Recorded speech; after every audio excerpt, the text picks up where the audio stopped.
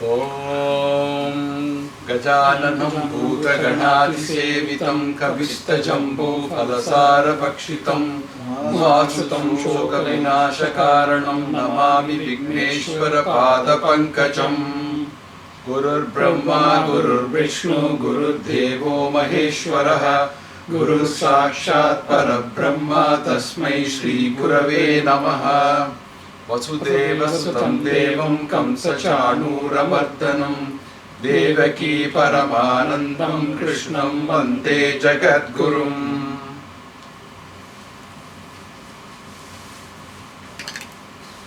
So welcome our new participant Chandramoli all the way from Chennai. It's a delight really. So I want to give you a quick review of what we have done in the last lesson so that there is a linkage. So we are actually now going through chapter 2, studying verses, and chapter 2 is really in a sense of Bhagavad Gita. You know, when you make these management reports, there is something what is called executive summary, right? So this is like an executive summary for Bhagavad Gita. So as we go through these, many of these get expanded in the future chapters coming in. So in last lesson, we concluded with verse 53. And in the earlier verses, Krishna spoke on the various stages one has to go through to attain what he called freedom from bondage. In the first and fundamental stage, he spoke about developing healthy attitudes to work. What you do and how you do. And he stressed the importance of loving the work you do, whatever it is. Not think of it as a drudgery and keep on lamenting about it. Well, I got into this trap and I don't like this job. And it synchronizes with modern management thinking also, especially the Japanese thinking, which I was exposed to long ago in the management of quality, for example. They developed what is called quality circles that people used to meet together, and they will take up a project and all of them will work passionately towards implementing that. It may be a very small project, but then they had pride in themselves that they were able to achieve something of value. And one of the interesting quality circles that I came across at that time was the people who were maintaining the restrooms, all senior people, senior citizens who were working for a number of years. They decided to form a quality circle, and people are wondering what are they going to do. The mission was keep it spotlessly clean. And they did such a remarkable job that everybody appreciated them for having done that. And it was set as a standard for the entire company. So the work they did, many may consider to be a kind of drudgery which they have been doing for a number of years, but they took so much of interest in it, they loved what they did and achieved that. So this is synchronizing with present thinking what Gita does. And Gita that way is a great treasure of what modern management is training leaders in corporate management in a very expensive way, I should say. Gita teaches you free of charge. And many of these, as you go along, I'll point out to you how such a great treasure is there amongst us and we can use it to our advantage. Not only to our personal advantage, to our professional advantage and to the advantage of the community. So, he stressed very healthy attitude, which I think is a very important aspect. I think as a karta, as a doer, or a bhokta, who is the reaper of results of God. All along, you need to develop a healthy attitude. This is what he was stressing. and your boss may promote you or may insult you, may call you by names, accepting it calmly and acting to reach your goal in your own way. So in verse 50, Krishna talks about one word, Kaushalyam Uchyate. Kaushalyam. Kaushalyam means skills. Today in USA you apply for a job, they don't really care what's your age or what is really your qualification, even though it may be supplementary. The main question is, what skills can you give us? What skills can you contribute to meet our company goals? And the skills is something very important. But I think in this country it's stressed even more than what it was being done in India for a long time. At least there the promotions came by your qualification, number of years you put in and so on. But here I think the skill is something which you have a skill, whatever be it is, no matter what your age, you still can get a job. So I think that's in every piece of activity that we do. Even making upma at home, there's a skill in it. Have you ever tried making upma? He makes good. When the water boils and you pour the rava into it, you have to keep on stirring it so that it doesn't form lumps of upma. That's a skill.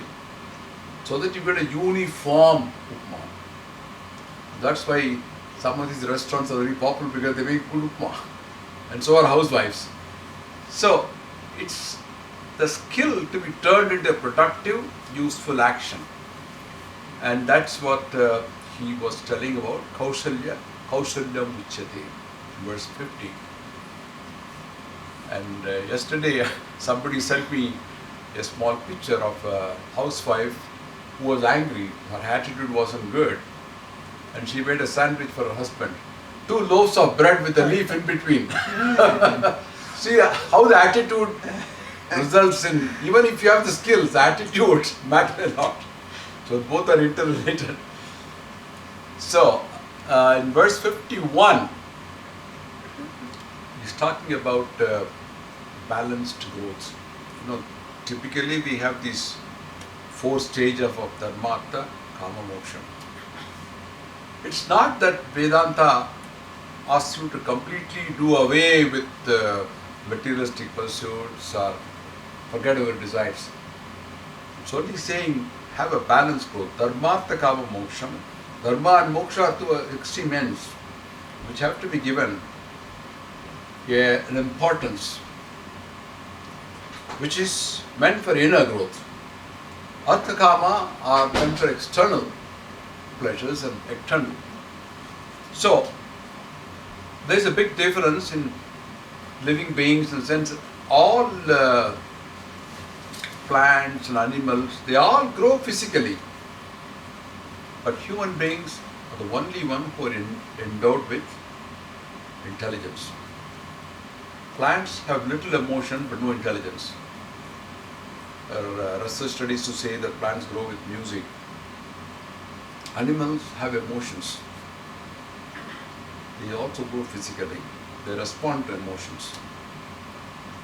Human being is the only living being which has emotion and intelligence also.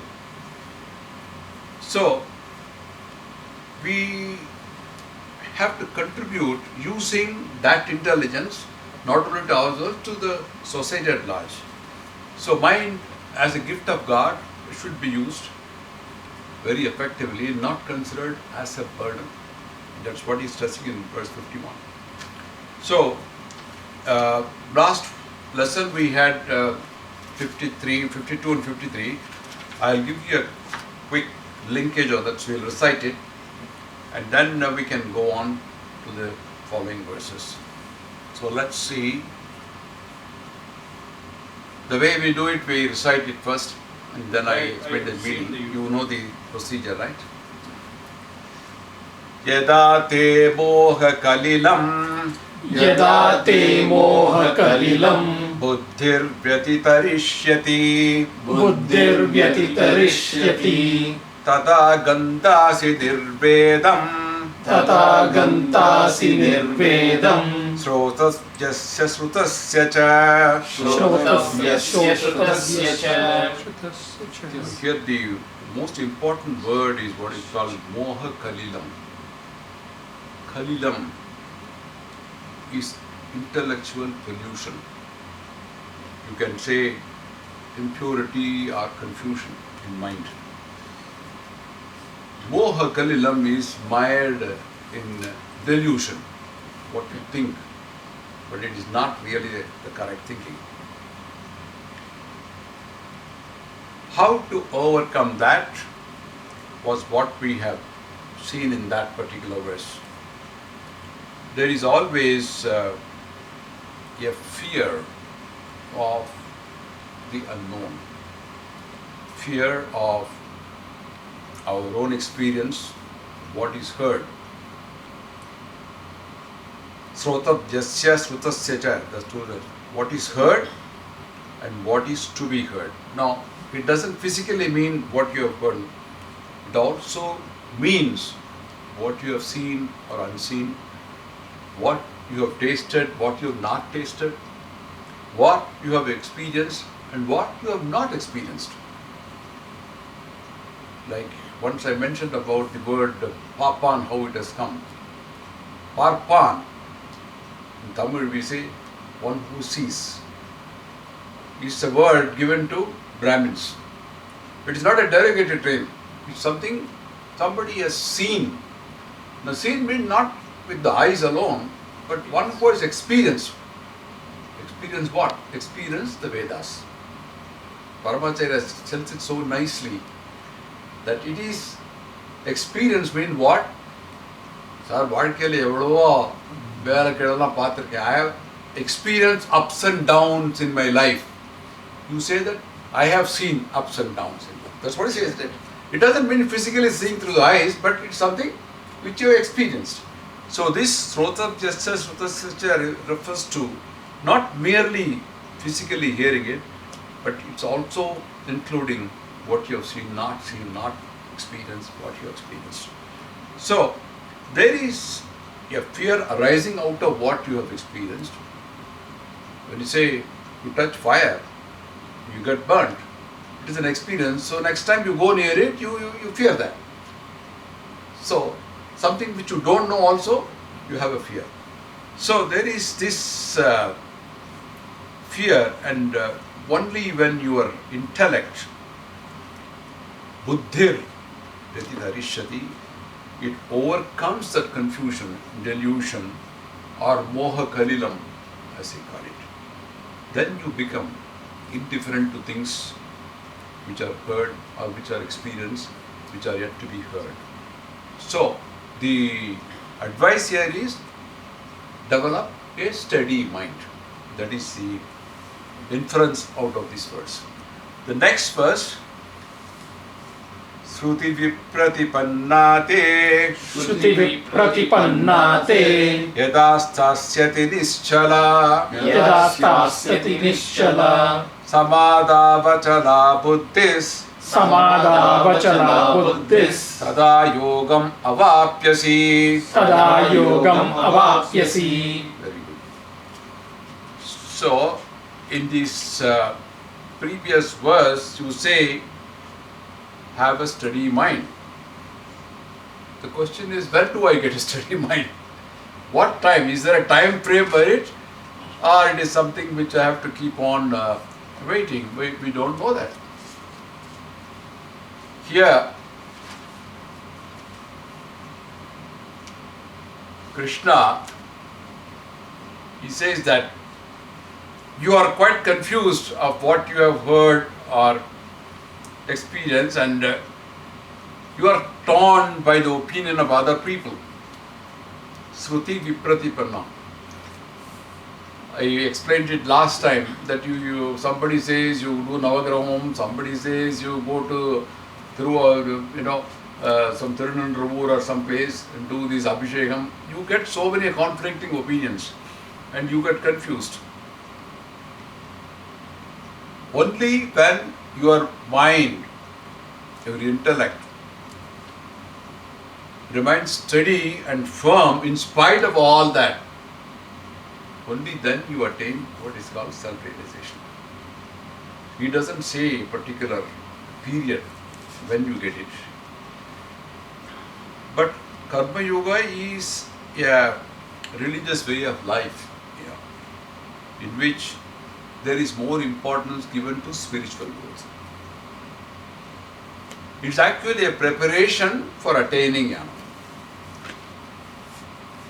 So from the verse 11 up to this 53, you have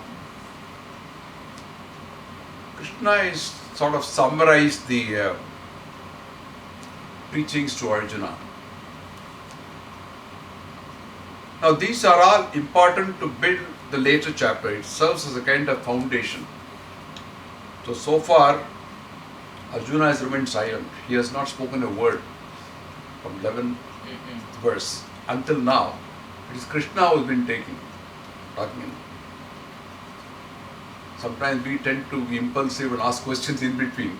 But here he remained silent. He's going to ask a question in next verse. So he has been only listening, and naturally, as an intelligent person, he starts having his own questions. These questions are natural, and we are also going to have the same questions. The essence of Gita is to help you discover your own self. So questions are quite natural. So in the next verse, you find that Arjuna is going to ask the first question. So let's move on to the next verse 54. Now I think the linkage is seen, it's coming smooth. I'm going to give you as usual overview for this lesson, and then we go to the next verse. So in this one, Arjuna is asking, what are the characteristics of a Sthita Prajnaha? Sthita Prajna means one with a steady mind. We've been talking about it, develop a steady mind and so on. Now, I don't know what is the executive profile of Sthita Prajnaha. People want that know who is what. So I want to know about the characteristics of this person called Sthita Prajna. How does he speak? How does he behave? In fact, how does he sit? Even that, when you go for interviews, there is something called body language. They observe how you are walking in. Whether you are erect, you are sitting erect or not. Are you looking at my eyes or looking somewhere else? These are all questions and observations. It's a typical way of assessing someone as to what type of person is he. The inferences are also drawn. And many of these movies like Sherlock Holmes or Poirot, you will find the detective observing these kind of little things to assess how a motive comes up. Same way, Arjuna is asking this question as, what is the profile of this person you are talking about? And how does he really benefit? So Lord Krishna was expecting this. So he starts replying in steps. He doesn't reel off. Step by step, trait by trait, he gives you answers. And so beautifully. And he explains about how one applies himself to the devotion of action, how to install wisdom in oneself, what are the steps. And throughout the rest of the verses, he gives you guidance. But this is only a brief one in this particular chapter. As you go along, you will find more and more of these being explained in greater detail in the chapter 3 and so on. So here we will start with this verse 54 now. Arjuna Uvacha. Arjuna Uvacha. Sthita Prajnasya Khabasha. Sthita Prajnasya Khabasha. Samadhistasya Keshava. Samadhistasya Keshava. Sitattadi kim prabhashet Sitattadi kim prabhashet Kimasit vrajet kim Kimasit vrajet kim Chita pragyasya kha bhasha. Very simple to understand. What is his language? How does he talk? How does he communicate? You know, everything depends on the way you communicate. It's always a question, have I made myself clear? Crystal. One of the movies it comes, right? So, the way the language is used, the way the words are used, how does the Sthita Prajna, the person of steady mind, use it? Now, many of these characters, you know, in olden days, how India was projected to the Western countries, if you look at it, as a land of yogis and snake charmers. You remember days, man. Talk about India, say a saint sitting on a bed of nails and maybe somebody playing the flute and the snake coming up as a snake charmer. So that was the impression created that it is a land of snake charmers and rishis. So here, the Sthita Prajna, what is he? Is he somebody with a long beard? Is he somebody who is sitting on a bed of nails? How does he behave himself? How does he really talk? How will he react to the people with which he is interacting? In short, what is his lakshana? Lakshana means characteristics.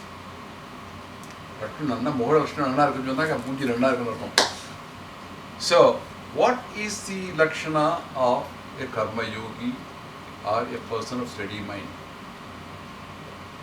Now, we always need a model to follow. We need somebody with certain description to tell us how you should go, whether if you should follow that model or follow a different model. Everybody has got a role model. So here the Prajna is the role model. If he is a role model, tell us what about him. So Krishna Bhagavan actually he starts telling him, but this question, as you see, the first two lines you know, Sthita Pragyasya Kha Bhasha is very clear. Samadhistasya Keshava. Now, Samadhisya. What is Samadhi? Samadhi is actually self. Person who is Keshava, of course, addressed to Keshava. Siddhatadihi, one who is clear in his knowledge. It is again referring to the Sthita Prajna. Kim Prabhasheti. Kim Prabhasheti. Actually, the first one, Kha Bhasha, is not really referring to language. It is referring to what type. What type of jnani is. Prabhashet is how does he communicate with others. Kim asit vrajet kim. Kim asit. Asit means, asanam means sit. Asit, how does he sit? Does he sit on a wooden plank? Or does he sit on a carpet? Or does he sit on a tiger skin, as it is usually visualized? How does he sit? Vrajet kim. No, there are people who do not even sit at all. If you go into Himalayan region, like Rishikesh and other places, there are people who keep standing on one leg. They don't sit. There are people who hang from trees also. Yeah. You can see different types of yogis there. And this is abnormal kind of thing. Vrajet Kim, sees how will he walk? What style of walking? Does he walk very fast or run? He doesn't walk at all. So he has got many queries about this person.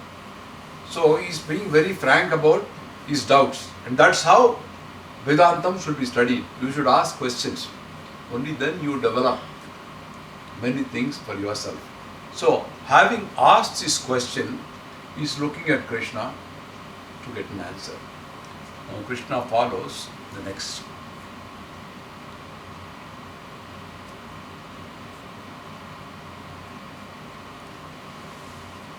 Sri Bhagavan Uvacha Sri Bhagavan Uvacha Prajahati Yata Kaman Prajahati yata kaman Sarvan Partha Manogathan Sarvan partha manogatan Atmanyevatmana Tushtaha Atmanyevanmana tushtaha Chita Prajnatado Uchyate. Sthitaprajnastato uchyate.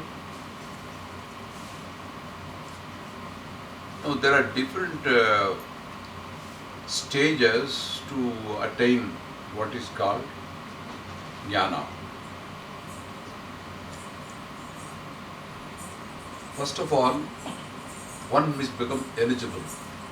If you want to go to a university in USA, you have to appear what is called SAT or ACT or one of those examinations to become eligible. Once you become eligible, then you go for further stages. So there are certain stages set before you go to attain wisdom. And the first stage, the very simple one, is called Shravanam. Shravanam means what? To hear. What you are doing now is Shravanam. But Shravanam of what? Not anything. Those which are taught in the scriptures, like Valmiki Ramayanam, Mahabharatam, Bhagavatam, Bhagavad Gita. These are all scriptures, Upanishads, Srimad. This is what is called the process to understand what has been taught in the past. This is usually heard from a competent person who has already had some knowledge about this. A guru like from whom you hear Shravanam. It makes you what is called Yogyada Siddhyartham. Usually Amopatha is Yogyada Siddhyartham. Right? That's the first stage really. The second stage is, having heard it, you must be able to ask questions, intelligent questions. Not merely accept what is said, but ponder over it. Ask questions so that you get clarified and you develop what is called conviction in it. If I tell you something, you don't have to straight away accept it. If I say this is apple, you say what is apple, doesn't look like that. You will ask the question. Apples are different, so you can distinguish between the two. I remember a joke, one of my friends, he suddenly came up to another friend and said, "You called me a rhinoceros 10 years ago. I feel very hurt about it." I said, "What? 10 years ago I called you rhinoceros, why are you coming now?" "Because I saw the rhinoceros only yesterday." So he didn't know how a rhinoceros would look. He thought it was a beautiful thing or something. Yet no. When he saw rhinoceros and he saw that this is such an ugly animal and he called me that. So when you see that, only you ask questions. So you have a certain perception, and if somebody tells you, you don't have to believe it straight away. You can ask a question when it's a doubt, and that is the only way for progress. Scientific progress also happened because people asked questions. They became curious. I did mention about Newton last time, right? It took so long for him to discover the law of gravity.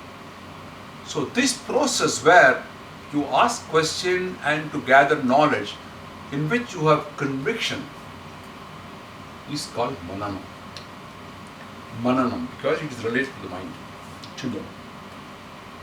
And there is a third and final stage in which that knowledge which you have acquired, you put it in practice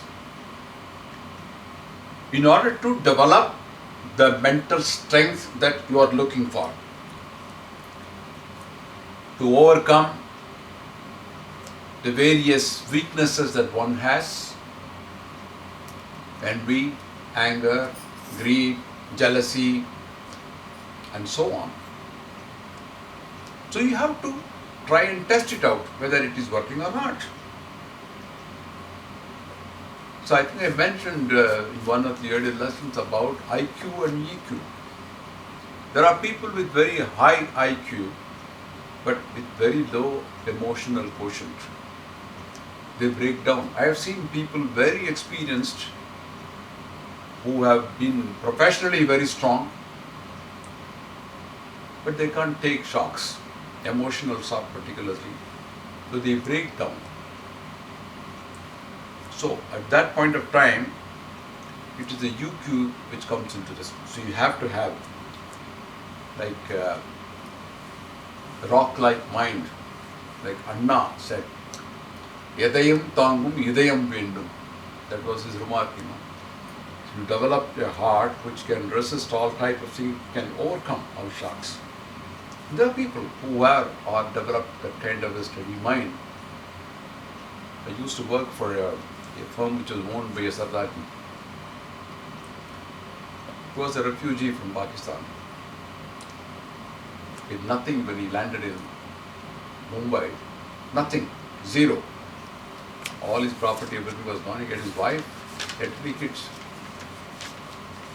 He got a job as an assistant in an automobile spare part shop in Opera House, Bombay, Opera House. He got a salary with which he was trying to manage his. In those days, they used to get the automobile tires made by Bata in Germany. Bata, they used to import tires. So he took a dealership of that one. And he prospered for some time. He had little savings. He could pay at least for the house home. And one consignment of tires which were coming, he ordered, the ship sank. And he had no insurance. Just imagine the amount of shock he must have had. Disastrous. He was in ruins, bankrupt totally. He didn't give up. He didn't give up. He continued working for that. His salary was coming all right. But he used to sell these armatures which were made in UK, Woodland, like TVS Lucas makes in Chennai. His competitor actually. So he took that agency, started selling armatures, and one day he thought, why not he make it somewhere? At that time, Maharashtra government was giving a lot of incentives to set up factories in backward areas. Vidya Vihar was considered a backward area. Can you imagine that? Oh my. Vidya Vihar, right in the city right now. He put a small plant there to make these. Very small. Couple of machines, that's all. And he prospered. They prospered. Put up. His sons were so sharp because they had gone through adversity. They knew what it meant to be without any money. They were intelligent, very sharp. They prospered very well.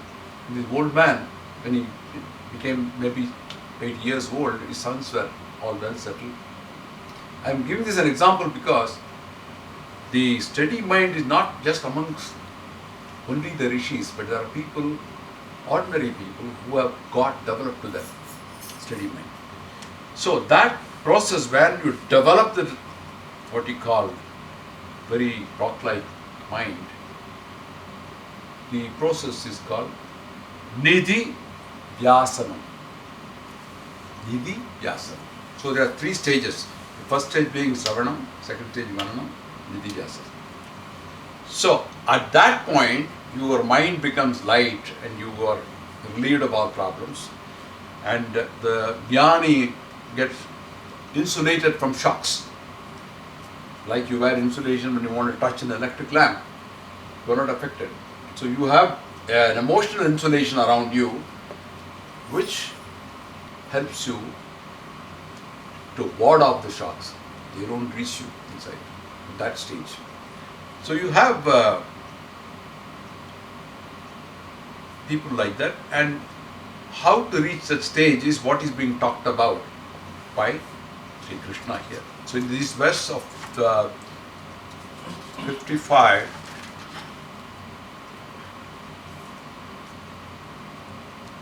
Krishna talks about who is a Sthita Prajna. He starts with the characteristics, the traits. The first one he talks about Prajahati Yada. Yada means when. Prajahati means sheds off or casts off. Kaman Sarvan. Kaman Sarvan means desires. All types of desires. Partha, of course, referring to Arjuna, O Partha. Manogathan, of the mind, desires of the mind. Atman yevatmana tushtaha. Myself, in the self, by the self. Tushtaha. Tushtaha is satisfied. Santushti is coming from Santushtam. Tushtaha is satisfied, happy. Chita prajnota uchyate. Such a person is called Chita prajna. So, what it means is when a man abandons all the desires of the heart and is satisfied in the self, by the self, then he is said to be a person of steady mind, stable in wisdom. In other words, the first trait is one who is happy with himself, not seeking happiness from external materials or other sources, but it's like a fountain that you have happiness in yourself. You see some of these children playing, they will not be really worried about the environment. They'll play with themselves, they'll be amusing themselves, not seeking anything from outside at all. You don't have to go near them by themselves. They'll be happy, undisturbed.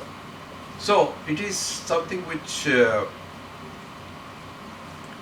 happens with people with a steady mind, that they have what is called self-motivated. In modern management they say, is he a self-charging person, self-motivated? He doesn't require somebody else to tell him to do what he wants. Self-motivated.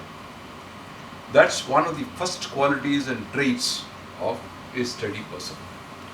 Going further, now they are all some fundamentals. In these verses you have what is called a sutra stotra. Sutra means the basic fundamental formula. Then we can Vyakarna or Vyakhyana Sutra. Vyakhyana Sutra means explanatory one. So this is basically the first one to start with on a Sutra Stotra. So going further, this is verse 56. Dukkeshvanudvignamanaha Dukkeshvanudvignamanaha Sukeshu vigaspraha Sukeshu vigaspraha Sukeshu vigadaspraha Sukeshu vigataspraha Vitaraga Vayakrodaha Vitaraga Sisadir Munir Uchyate Sisadir Munir Uchyate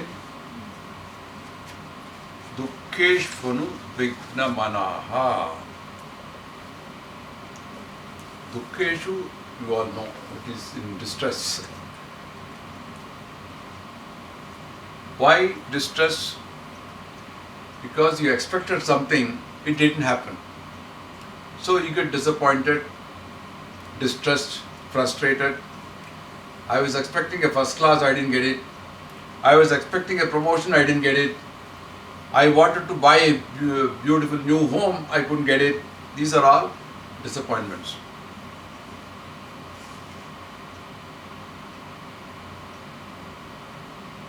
question is Anuvigna Manaha. Anuvigna Manaha means of unshaken mind. It is something which is not disturbed. You always ask this question, if something happens, what happened? What is the question? Why I didn't get what I wanted? What? Person of steady mind just adds 2 letters to it. So what? I didn't get it, so what? I'm not disappointed. So same question, what, with the prefix so what, changes the whole meaning. Here they call it no big deal, right? There is no deal at all. So what? Person's steady mind is not disappointed, is not disturbed. He asks the question, so what? A person who is not of steady mind will say, what? What happened? Why? So there is that undisturbed mind.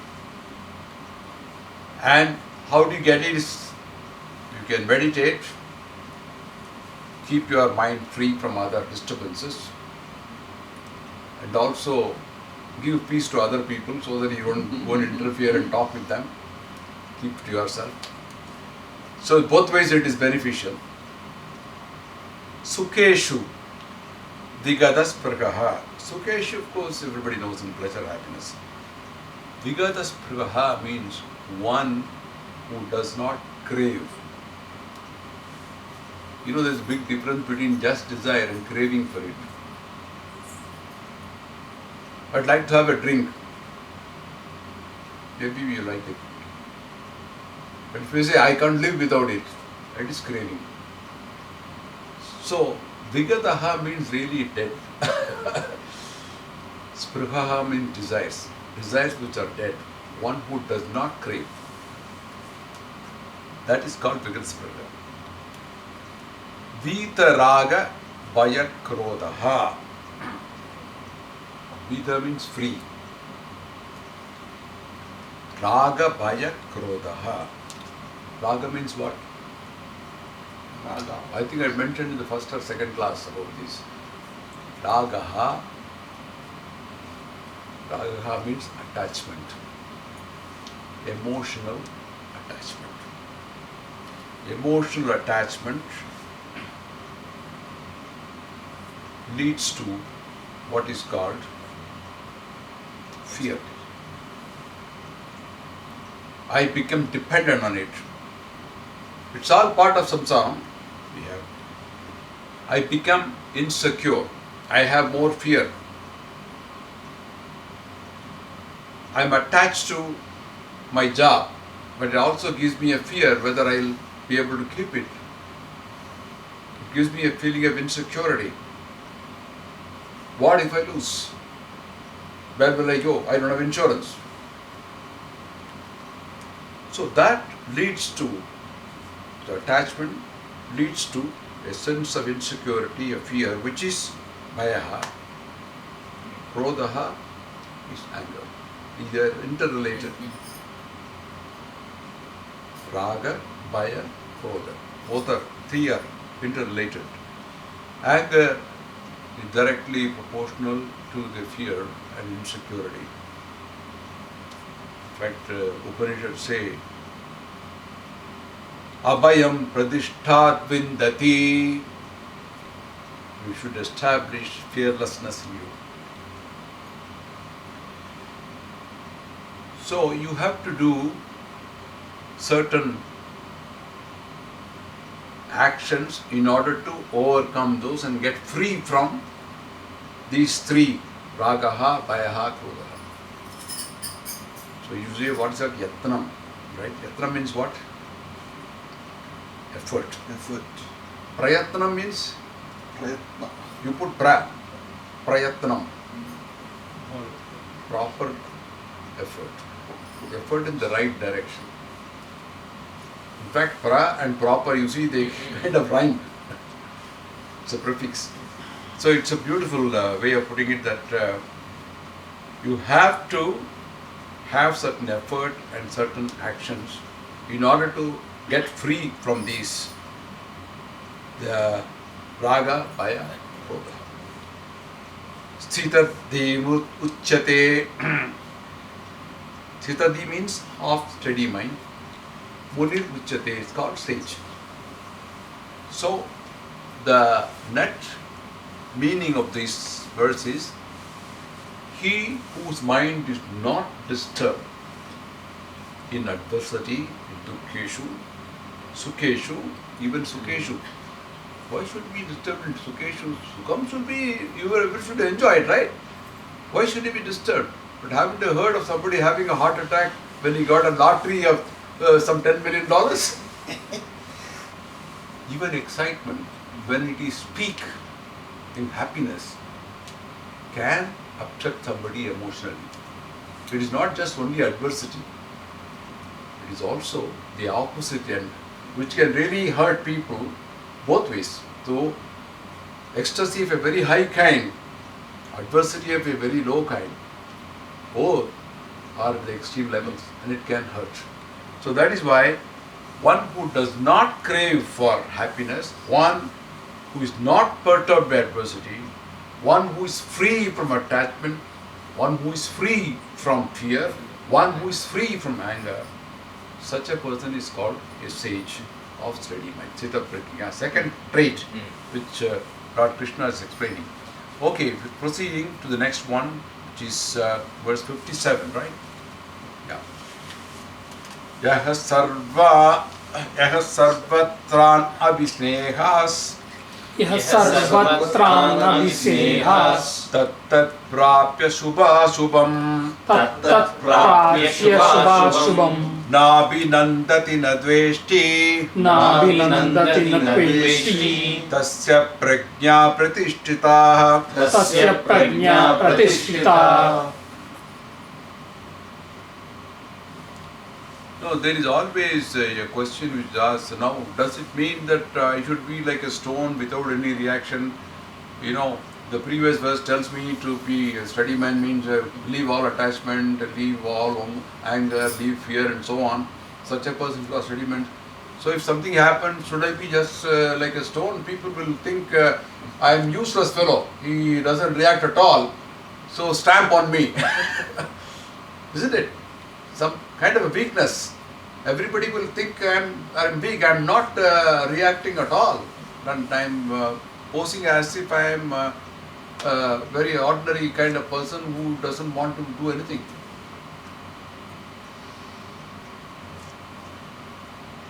No, Vedanta does not tell you to be a meek person. In fact, right at the beginning, Krishna is asking Arjuna to act, not really keep meek. One has to be wise and act appropriately, not really take it to the word. I'm going to tell you more about this, what is meant by design. But I recall one very nice story by Ramashra Paramsa, that a snake was there which was hurting people, biting people, and they all were complaining what to do with the snake. So one big sage came and they told him this is what it is. And the sage could communicate with the snake. So he called the snake and told him, why are you doing this? Don't bite them. They are all afraid. You are causing them a lot of distress. Don't bite. The snake said, okay. So then after some time, the sage was walking along. He found that the snake was beaten with snakes and these stones and stick and all this, bleeding. So what happened? You told me not to bite, I didn't bite, people have started, now I'm not acting at all. So they started hitting me with stone and sticks, say I'm bleeding. And the sage smiled at the snake and said, yeah, I told you not to bite, but not to hiss. You should have hissed at least. You could have created a fear in the people that you can bite. You don't have to bite, but show that you have the potency to bite by hissing. So, you don't have to really say that, well, I'm totally inert. I have the power. Act appropriately. It is required. So, here, he who, yaha means he who, sarvatra, everywhere, all aware. Anabhisnehaha, abhi means much, asha means desire. Abhinasneha without attachment. Tat tat. Tat tat really means that. Praptya is having obtained or having got. Subha asubham, good and evil. Nabhinandati. Abhinandati is rejoices. Anandam. Na dveshti, nor hates. Tasya prajna pratishtataha. See, the world is a mixture of good and evil, and those who are not attached to it, who neither rejoice nor hate, who have a balance of mind, even by mixing with good and evil, they are one who are poised in wisdom. That is the gist of this particular verse. Going further,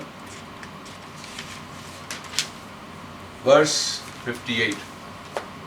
Yada samharate chayam यदा संहरते चायं kurma angani va sarvashah kurma अंगानिव सर्वशः indriyani indriyarte इंद्रियाणि इंद्रियार्ते abjastasya prajna pratishtita. अभ्यस्तस्य प्रज्ञा प्रतिष्ठिता. Now, as I said, Krishna is telling more about the characteristics of the person, and in this verse, he is talking about how to control senses.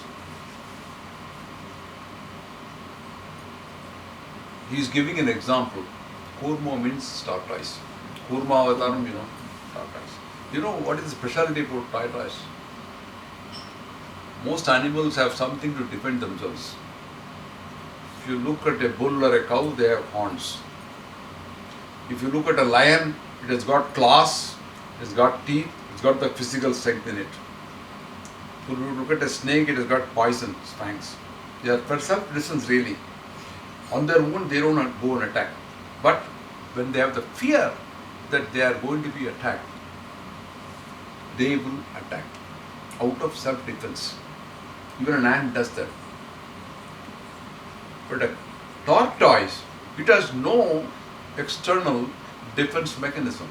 It has no horns, there's no poison, nothing. If you look at the head and the bottom portion of the tortoise, very soft. The shell is hard. So when the tortoise senses there is a fear, somebody coming to hurt, it will withdraw all the 4 limbs, or 5 limbs rather. It will withdraw the head inside and also the legs. So all will be seen, only the shell will be seen. Look at it like a stone. Okay? In fact, these 5, he is comparing it with 5 senses. Like a tortoise, when you see yada samharate chayam kurma anganiva sarvashaha. Angani means limbs of the tortoise. Samharate means withdrawing. Cha ayam. Cha ayam is cha ayam. Cha and this kurma anganiva, limbs of the, like a tortoise limbs. Indriyani is senses. Indriyasheva, from the sense objects, withdrawing the senses from the sense objects. Such a person who withdraws the senses from the sense object like a tortoise, withdrawing the limbs, he is called one who is sthita prajna. That is the prajna pratishtata, the wisdom is then set firm. Pratishtata is setting firm. So when you sense object that may distract you or lead you into wrongdoing or danger, you need to withdraw your senses around them say no to cigarettes, no, say no to alcohol, say no to drugs. These are all warning signs you see. There are people who are still drawn to them. But a wise man stays away from them. துஷ்டனை கண்டால் தூர விலகு அப்படின்னு சொல்லுவாங்க தமிழ்ல. So அது மாதிரி you stay away from those objects which tempt you. Tempt you, your sense should withdraw from those objects. Such a person gets wisdom installed in him. So that's what the verse 58 means. We will proceed further. Vishaya vinivartante विषया विनिवर्तन्ते निराहारस्य देहिनः निराहारस्य देहिनः रसवर्जं रसोऽप्यस्य रसवर्जं रसोऽप्यस्य परं दृष्ट्वा निवर्तते परं दृष्ट्वा निवर्तते. This is verse 59. People have different types of addictions. Primarily two types. Say one is what is sensory addiction, like I mentioned, cigarettes, alcohol, drugs, whatever. There are certain addictions which are not externally seen, they are kind of hidden or dormant in people. There is a craving, there is a kind of fantasy in some people's mind. They still think about worldly pleasures. You have fake swamis, you have fake wise men who conceal these kind of addictions.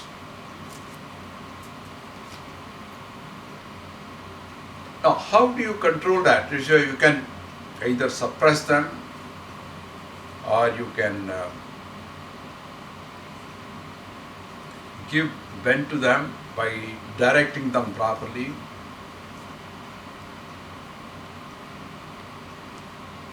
In Gita, he says, don't suppress it. It has to be regulated.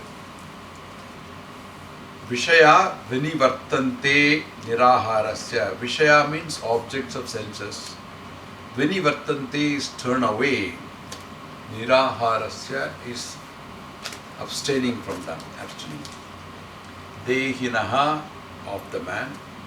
Rasavarjam is leaving the longing.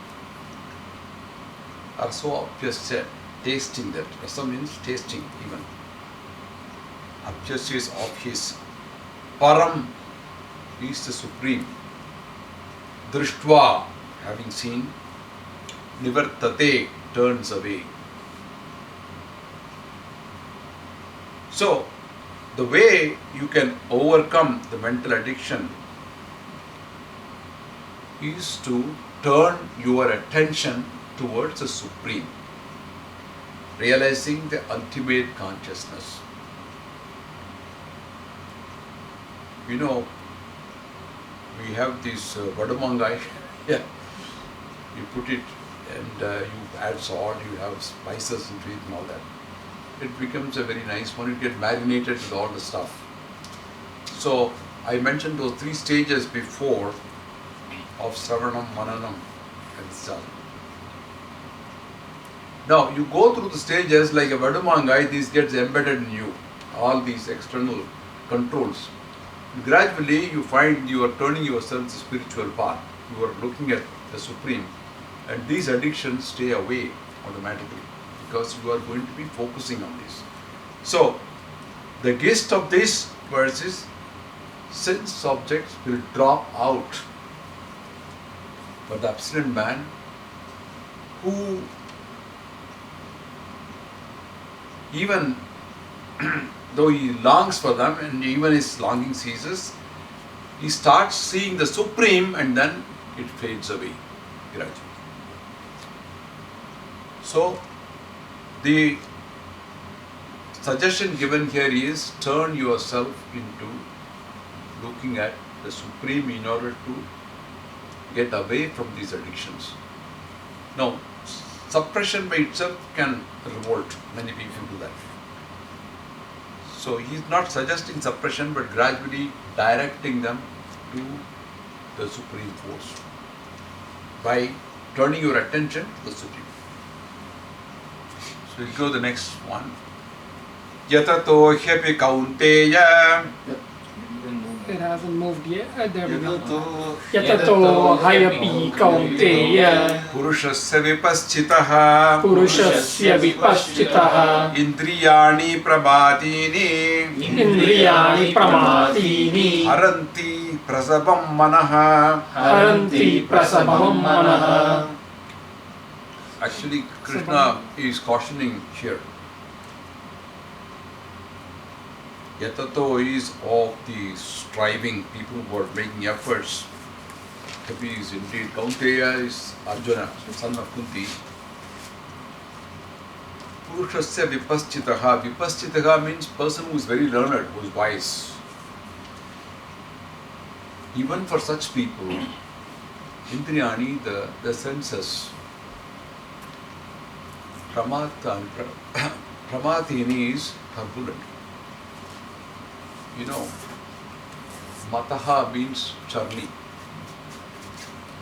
Mattuன்னு சொல்றோம் தமிழ்ல தயிர் கடையறதே மத்து use பண்றோம் இல்லையா மத்து is derived from Mataha. Mataha is churning. Pramatini is turbulent churning. Like an electric mixer, you have turbulent churning. Now you have this churning caused by the five senses, the temptations. Even for the wise men, it happens. There is a turbulence caused by the five senses. Very violently, prasabam is violent in the mind. So these temptations could be very, very turbulent at times. The sense regulation is not that easy. That's what he's cautioning here. That one has to face them. You need not really feel bad if you fail, but it requires a lot of alertness. So it's a word of caution. The excited senses, Arjuna, son of Kunti, turbulently, violently carry away the mind of even the wise people, the most read, intelligent people who are striving for perfection. So it's a word of caution which is true in world. You know, this is something which we have to keep and try the balance. So he is very practical here to tell you that you can't overcome this overnight. It doesn't happen. You will be facing this and you have to be alert. That's what he's hinting here. And we come to the last one. Tani sarvani samyamya Tani sarvani samyamya Yukta asit matparaha yukta asit matparaha Vashehi yasya indriyani vashehi yasya indriyani Tasya prajna pratishtita tasya prajna pratishtita. So Tani Sarvani. Tani means them. Sarvani means to all. Samyama is having control or having restraint. Yukta. Yukta is actually Yukta. Yuj is a verb for joining. Right. Yoga comes from that. To join. Yukta is actually, you know the word yoke in English? Right. What is yoke? You attach the cart to the bull. Correct. Right. You have the yoke, two bulls carrying a cart. It's the yoke. It's joined. So here, yukta means actually joined, a yoke. Asit should sit. Mat paraha, intent on me, thinking of me. Vashehi yasya indrani. Vashehi is under control. Vashyam pandradhu solva Tamil. Vashyam is coming from Vashe, under control. Yasya indrani, whose senses, tasya prajna pratishtita. On such a person, the wisdom is fixed. So the Karma Yogi, after having controlled his senses, sits focused on me as the supreme goal, supreme God. His wisdom is constant, whose senses are under control. So, this is the kind of concluding definition by Krishna of the person who's Sthita Prajnaha. Now it is not very easy for people to achieve this. I remember Paramacharya explaining one verse from Gita, so beautifully put. நீங்க கேட்டிருக்கலாம் probably. Bhatia மாம் அபிஜானாதி சொல்லுங்க.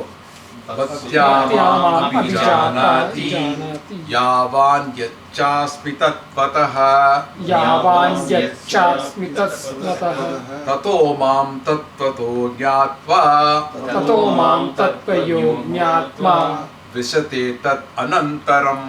विशते तत् अनन्तरम्.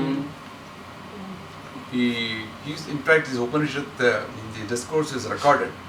I heard it quite long time back. What he says is, Krishna says, if somebody is always devoted to him, saying Bhaktya Mam Abhijanati, constantly praise and constantly worship him through bhakti, he realizes me. He realizes me. But the moment he realizes that, he becomes me. He becomes me. There is no difference between him and Lord Krishna. Tato mam tattvudo gyatva visate tat anantaram. He becomes me. He enters into inside. Anantaram means gets into me. So it means there is no vedam between Lord Krishna and such a devotee who has been worshipping him so constantly with utmost devotion. Eventually he becomes me. It's a beautiful lecture he has given on this one particular verse he has given so nicely. அழகா சொல்றாரு வந்து பக்தி பண்ணிட்டே இருந்தா போறோம், நானே ஆயிடுவான். அதுக்கப்புறம் நானும் அவனு வேற இல்லை. He and I are not different. We become one. This is coming in later, one of the verses in Bhagavad Gita. So this is something which we should understand, that we don't totally suppress our desires, but restrain them with bhakti, as he says here, and he goes further on this one. So I think today we will stop at this point and we'll carry on for next week. Sarvatra Govinda Nama Sankirtanam. Govinda, Govinda. 5 minutes question, I will come. Sure. So clarification. So you said, but when there are desires, right? Then you say, okay, you can't completely eliminate it, don't suppress it, but turn your mind towards the Almighty. Yeah. And gradually you will keep doing it, and over a period of time you will be able to move away from it. Right. So, but other it's still suppressing. For example, if I really feel like eating something, right, and then we say, okay, I should not be eating it. Okay, I say, okay, I still see it, I think of it, but then okay, when I have that, then I change my mind, okay, focus on something else. It's gone. But again, tomorrow the same desire will come again. Yes, very much. That is So it's why not he's fully asking gone. you to be alert. The craving will be there. You see, he says that it will cause turbulence in your mind. The word is really turbulence, mathani. Just you do mathu. You know how turbulent it is. Yeah. So that way your emotions will get turbulent. There's a word of caution there that it is not easy. But you have to learn to restrain it. You know, I was a kid, somebody was using snuff. So I was watching him. So I had a temptation, I should also use the snuff. So I took the little gubby, and took it and then had to watch it. And I started coughing and coughing and coughing, and it was a very hurtful experience for me. So then I decided I will not go near it. But that person who was doing it, he had this continuous habit. Likewise, there are experiences in life. If you want to try it out, go ahead, do it. You want to eat non-vegetarian food, go ahead. Don't suppress it totally. But once you do that, you may develop distaste for it. When I went first time abroad to Japan, long ago, way back in 1970, vegetarian food was very difficult to get. So I told my mother, I'm going to a foreign country, I'm going to be there for 6 months, I may not get really vegetarian food. What do I do? You know what my mother said? Well, you eat whatever you like. I'm not going to come in the way or object anything. If you feel it's acceptable, you eat. They went there, I tried. There was, in the Mitsubishi canteen, there was nothing else. The least objectionable food was chicken. I ate one piece, I never liked it. I spat it out.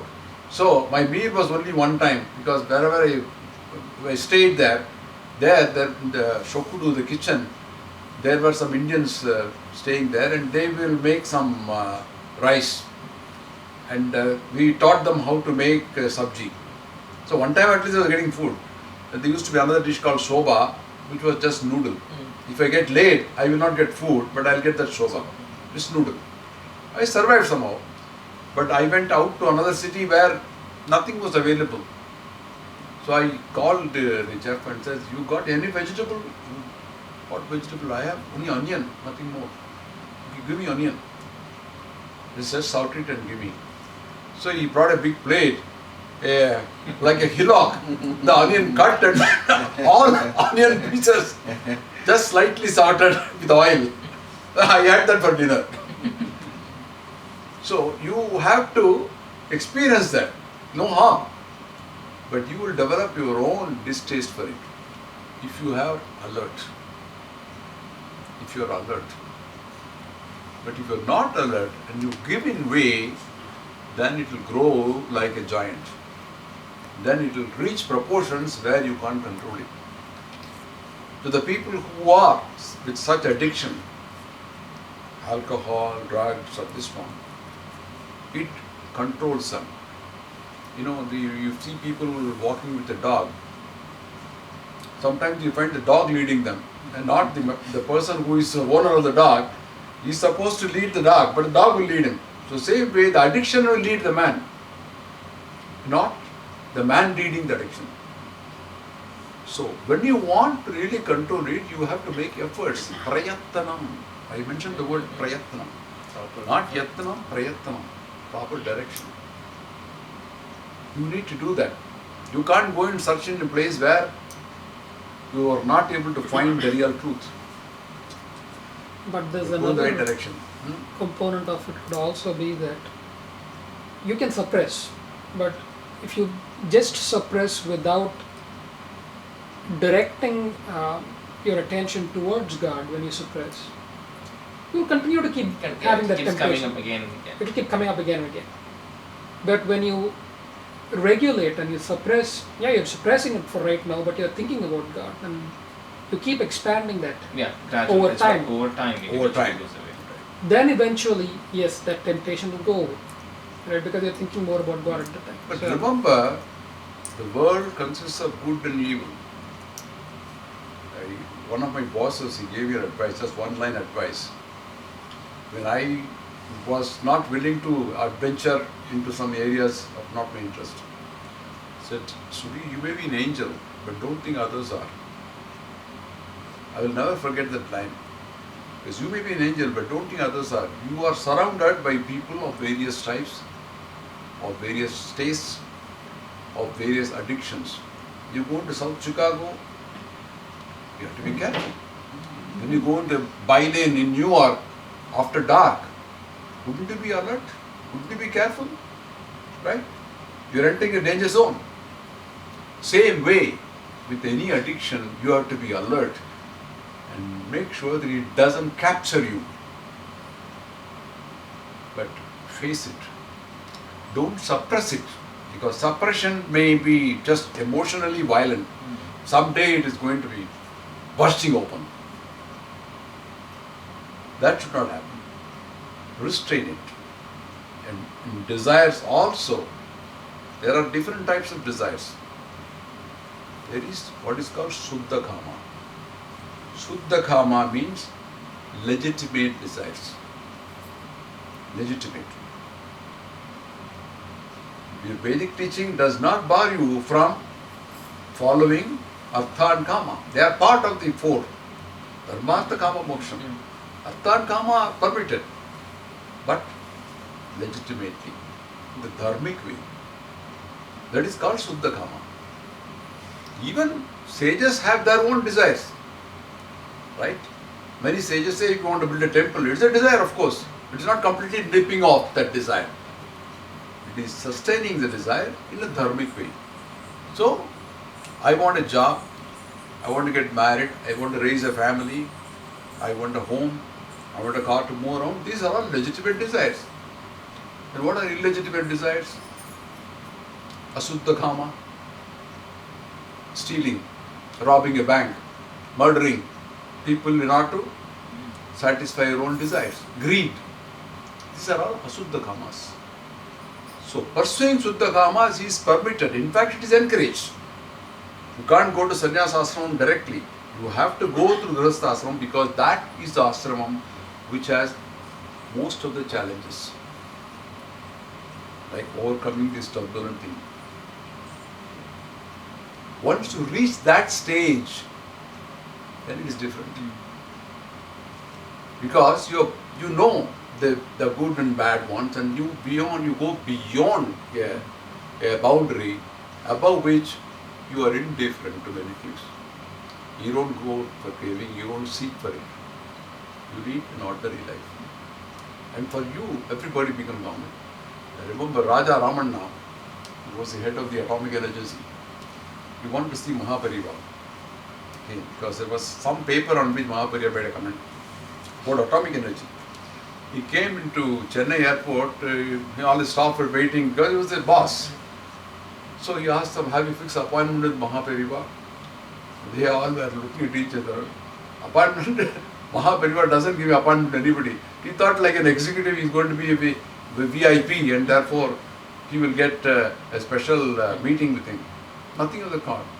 For Mahapariva, is VIP, very insignificant person. Even Indira Gandhi had to wait. For such people who have risen that level, to them, everything is same. They love everybody. They hate none. They are beyond ordinary. They are what is called the Siddhi Prajna. I think he is listening to me. See that? So it is something beyond our imagination that such people exist in this world. So we are not attempting to become that level, but at least reasonably person of steady mind. Sthita prajnaha means steady mind. Okay? Good.